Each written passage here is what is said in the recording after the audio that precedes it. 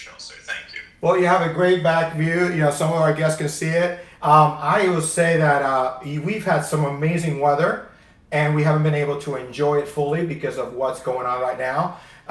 And we're getting ready for hurricane season. So as you know, this is like one of those things here and there.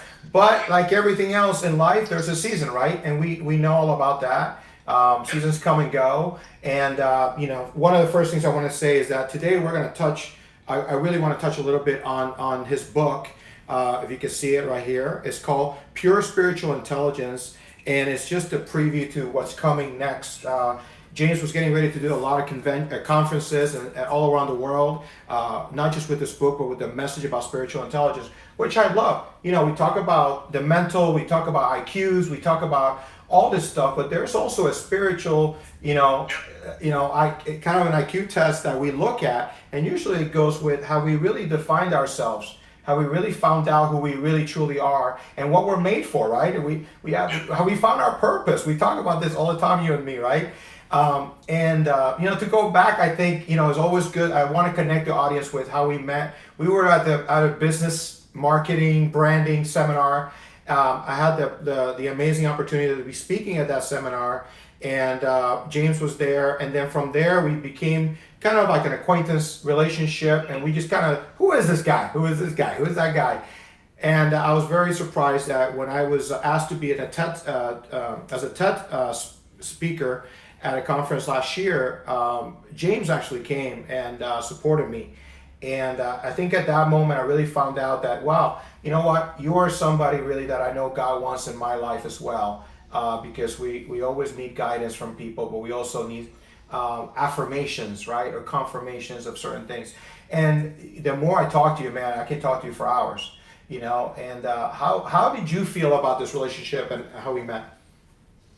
Well, I was thrilled. I'm always wanting to learn and improve and connect with great souls, great people. And so, being in Miami, like I said, I was thrilled just to be there. And then, of course, we were part of a great conference. We were able to connect, and your enthusiasm, you're just man on fire, And so it was great for me to get to know you more and to be able to, just watch you work, watch you interact with people. So I really enjoyed it. Again, thank you very much. Oh man, it's a pleasure. And last year we had a lot of conversations. We had you were telling me about all these things that you've been literally it's like ramping on, right? It's almost like since the book and since all these things, and you had your group on Facebook and you had your private groups, and you had all these people reach back out to you. You're like, David, I cannot wait. And I was telling you, I cannot wait either. I have my women's conference, I have all these things, and then this happens, right? And it's like, how, for me, certainly it's a change, absolute change, totally, because I am a social person, like and for me, certainly it made something very different, because I was like, okay, now I have to, okay, wait, it's a full stop, but it's not a full stop, is it? We have this time and what we do with it, right? How we become proactive and start thinking about what else we're meant to do, especially during this time. Absolutely. Yeah, I found my own personal response is that everything is perfect. It's one of the foundational mantras of pure spiritual intelligence, which is everything is perfect and everything is improving. We're either a victim or we're in flow. And so I just don't buy into the whole, oh, look at this is horrible. I'm not saying it hasn't negatively impacted millions and millions. The whole planet is affected.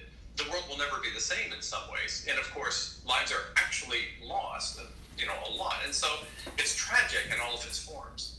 For me to be empathetic and genuinely care and to do what I can for others, that's one part of the equation.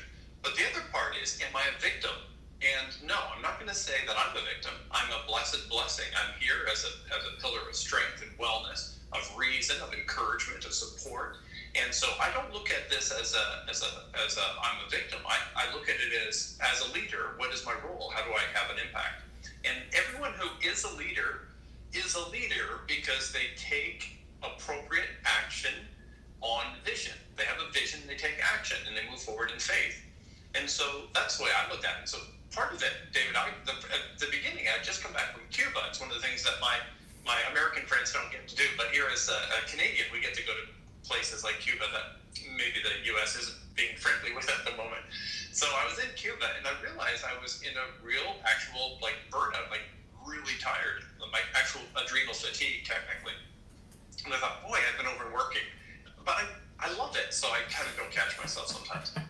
And so I took a couple of weeks there, and then I came back, and COVID hit. And so now I've just been like, wow, this is beautiful. It's almost like I try and find ways to perceive that the universe is conspiring to bless me.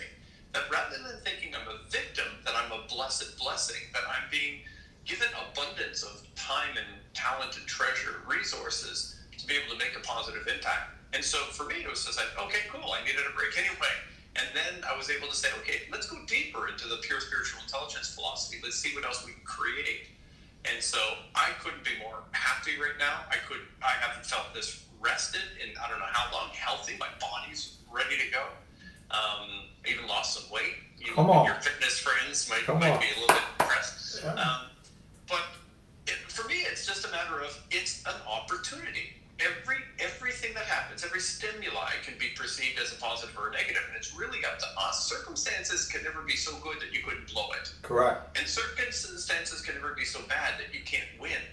And so to have the perspective changes everything. You know, it's fun. It's interesting how you put it together, though, and that's the interesting part of it. Out of all the episodes that I've done, right, and I've had a lot of great people on just this show that came out of this. This show was birthed from this. I was going to do another TV show, and then I decided, well, I can't. So what am I going to do?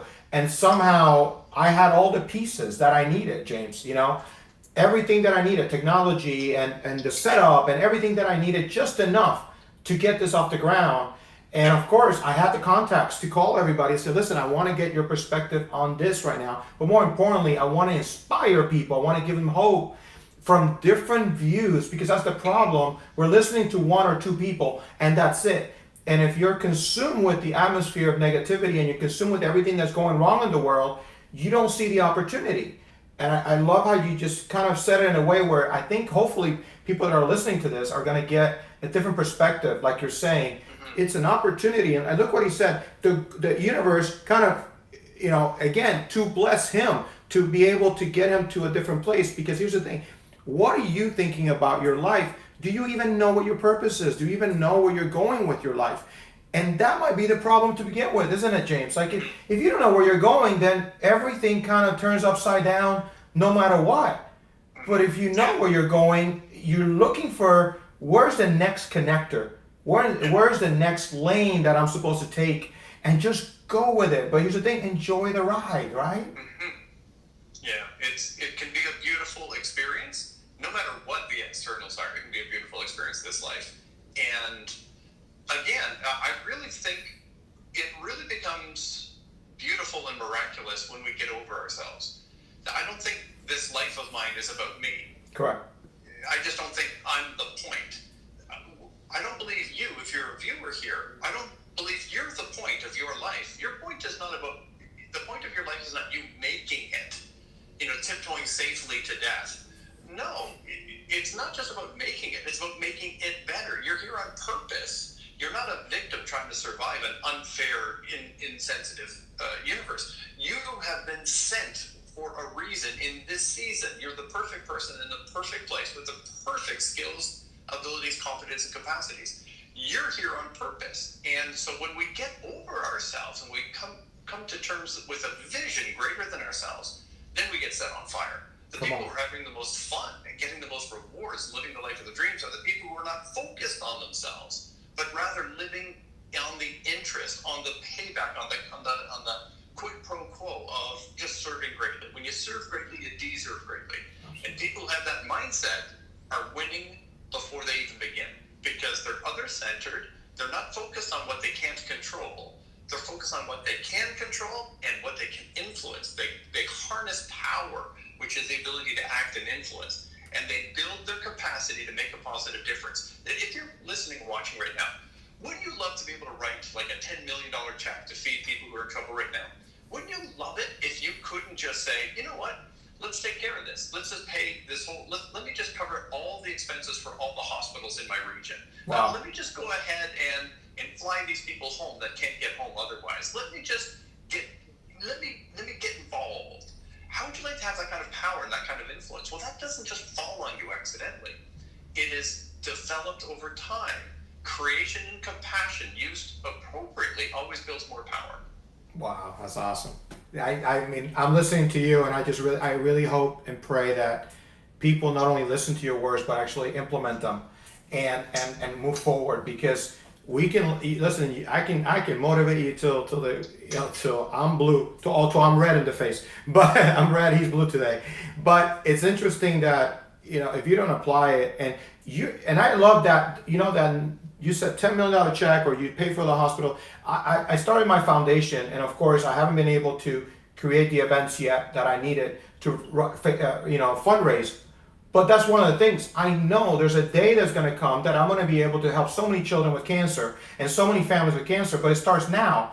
It's not going to happen now, but if I don't start to prepare for it, and if I don't start looking at all the things that are going to prepare me and build a foundation on a rock that's not going to fall, then I know that day will come, man, and I'm going to call you and say, hey, James, you got to come down here to Miami if you're not already living here. So Yes, that's right. he's going to move here. I know he is. But I would say, also, what is it that you think, because I love you to chime in on this and say, what is it that you think that's going to get people to get out of the couch? There's so many people, James, and I know you probably know some that can't even get out of bed today, that are so anxious with what's going on.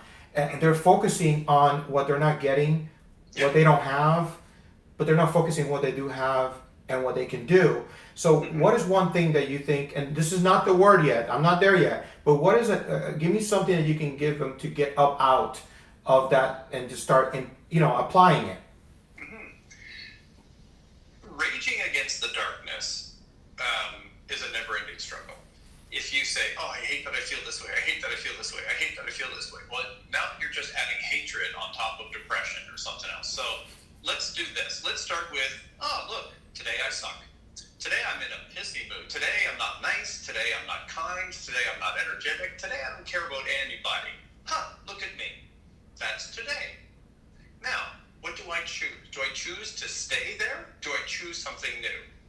It begins with an acceptance of what is. If you're in perpetual war against your moment, you're not reconnecting to source energy, source love, God, if you will. To reconnect to source is not to be past tense or future tense or present tense, but present peace. And accept what is. Today, I suck. Okay, here we go. You made a decision. Today, I'm insecure. Today, I'm depressed. Today, I'm angry. So you are.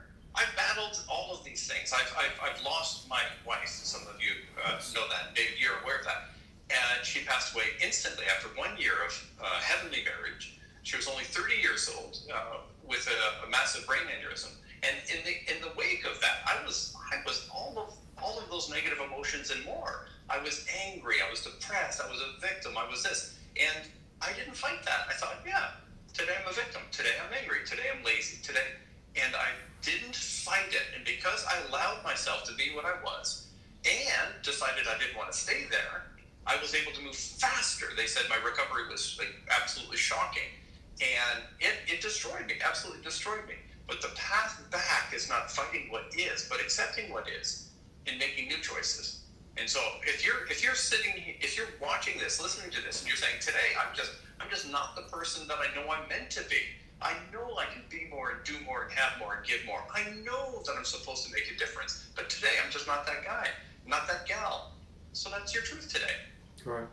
You absolutely, you're making that choice. And I've said this before, and I know James has as well. You have decisions and choices to make. Sometimes you just have to start. I always talk about that list. When I was managing and consulting, you have 2 lists you can have every day. One list is start with little bitty things, right, that are easy to do. So you can start consistent. You have a list of 10 things you have to do. Some people are those people that need the small things to start ramping up to get to the big things, right? I'm the opposite. I've learned, and this is again, you have to learn to find yourself.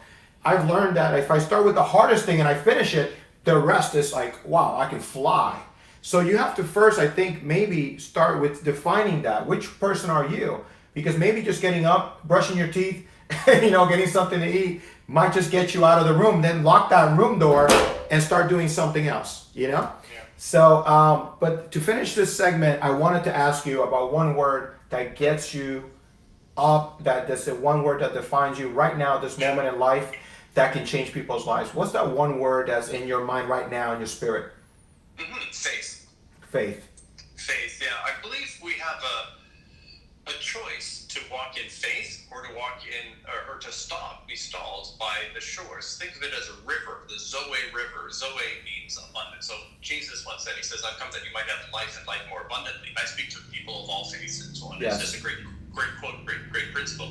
And the idea here is this: there's a river of abundance. It's the miracle river of life. And everyone listening and everyone watching has had one of those days where everything went right, where no one could take you off no matter what they tried. That everything went your way, and you were just like popping. Everyone wants to buy from you. Everyone wants to date you. Everyone wants to marry you. Everyone wants to be your friend.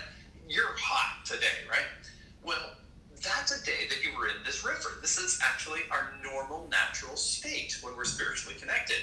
And so faith is that river where everything's miraculous and beautiful.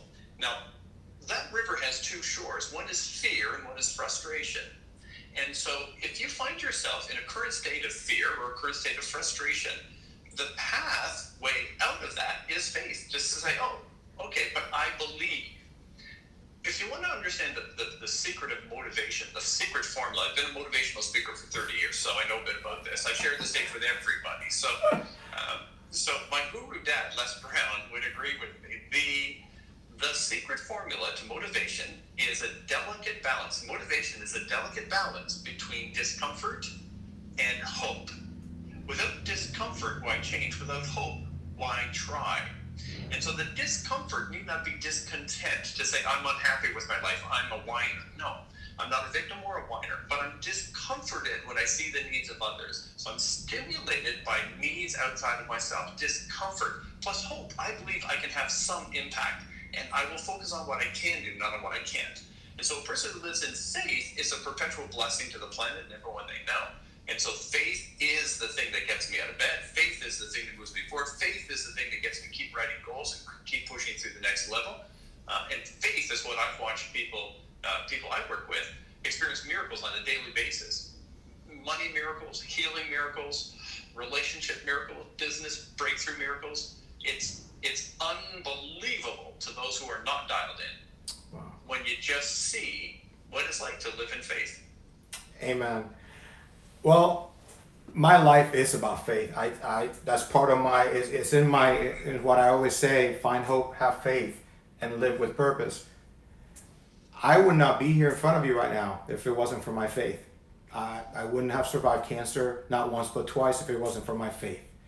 I'd say it, I'd live it every day. My faith is lived every day through my scripture. I can do all things through Christ who gives me strength. Faith is one thing that I've always tried to share with people, but there's another word that James used, which is hope. And I say find hope and then have faith. The reason I say that is because it's very hard for people sometimes to have faith when they don't see hope. See, people say, I'm a miracle walking. And I always say, not really. If you have faith, this type of faith that James just mentioned, guess what? I believe I was going to survive cancer. I believe that I was supposed to live this life to live a purposeful life. So because I believed in it, it wasn't a miracle. It's a miracle because people don't believe. In other words, God proved everybody wrong. The doctors and even people that didn't see me coming out of that hospital. So think about what he's saying. What James referred to as faith, and then you have frustration and fear, right?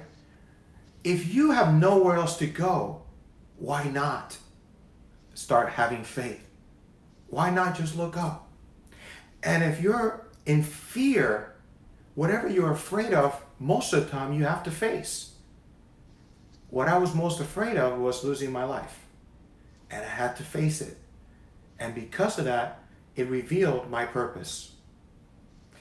Thank you, James, for the amazing word that it really touches my heart, because you know I live with it every single day. But I love how you described it. How you describe faith and abundance. How you describe a river of everything going right. But here's the thing. Life is never going to go perfect because you have lessons to learn. But when you learn those lessons, you know how to go back to faith. So again, I want to thank a man that I truly consider my friend, from the Pure Spiritual Intelligence author, Mr. James MacNeil, someone that I respect and admire. Thank you for your time all the way from Canada. I really thank you, and I thank you for the words that you shared with us today. And I hope that even one person receives it today, and that most of you start having more faith. Again, like I always say, I cannot finish anything without saying this: find hope, have faith, and live every day with purpose. God bless you, and until next time.